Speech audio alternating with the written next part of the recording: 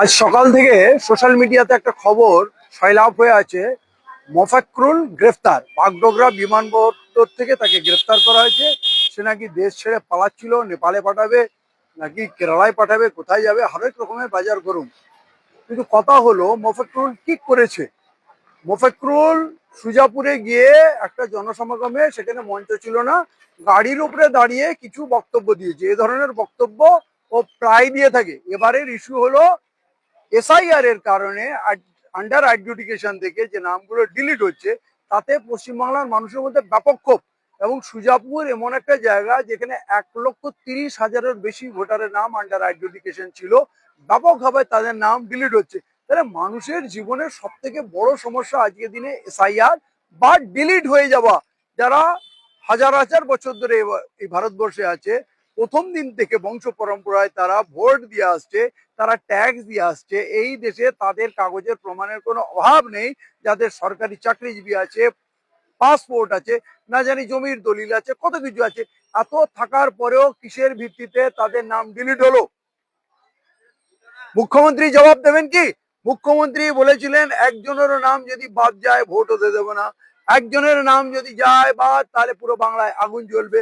কিন্তু আজ সেই বহুরূপী মহিলার রূপ দেখুন, কি ভয়ঙ্কর রূপ। তিনি তড়িঘড়ি নির্বাচনে চলে গেলেন। এবং আজকে যখন মোফাক্করুল ইসলামকে গ্রেফতার করলো, কাল উনি বললেন এখানে যা কিছু হচ্ছে এতে আমার কোনো হাত নেই, প্রশাসন এখন আমার হাতে নেই। কিন্তু আজকে নেচে নেচে মঞ্চে ঘুরপাক কে বললেন মোফাক্করুলকে নাম করলেন না। একজন নাকি এখানে দাঙ্গা লাগিয়ে, সে নাকি মাস্টার মাইন্ড, তার পিছনে মিম আছে, তার পিছনে কংগ্রেসের প্ররোচনা আছে, না জানি আর কি কি আছে।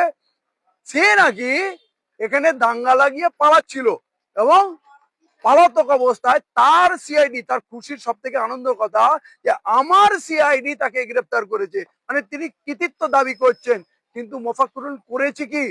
যাদের নাম ডিলিট হয়েছে সেই হতভাগা মানুষগুলোর প্রতিনিধি হিসাবে সে তাদের আওয়াজটা তুলেছিল। তাহলে কি আমরা, আমাদের নাগরিকত্ব চলে যাবে, ভোটাধিকার চলে যাবে, আমরা কেউ আওয়াজ তুলবো না? আপনারা কি মোফাক্করুলকে মুখ্যমন্ত্রী কাস্টাডিতে ঢুকিয়ে, জেলে ঢুকিয়ে আমাদের মতো লোকের মুখ বন্ধ করার চেষ্টা করছেন, যাতে বাংলায় কেউ মুখ না খোলে? আপনি এনআরসি মুভমেন্টে একই কাজ করেছেন। আপনি ওয়াকআপ মুভমেন্টে দুলিয়ানে দাঙ্গা করে হাজার হাজার পরিবারকে বরবাদ করে দিয়েছেন। এখন আবার দেখছেন যে মানুষ উত্তেজিত, এই এসআইআর নিয়ে পুরো বাংলা তোলপাড় হবে। তো আপনি ভাবলেন প্রথম বেলায় এমন ঝটকা দিয়ে দিই, কিন্তু আপনি একটুও দুঃখ প্রকাশ করেননি মোথাবাড়ির কাণ্ডে। কাল রাত্রে যখন, বা পরশু রাত্রে যখন সেন্ট্রাল ফোর্স মানুষগুলোকে মেরে তছনছ করে দিল,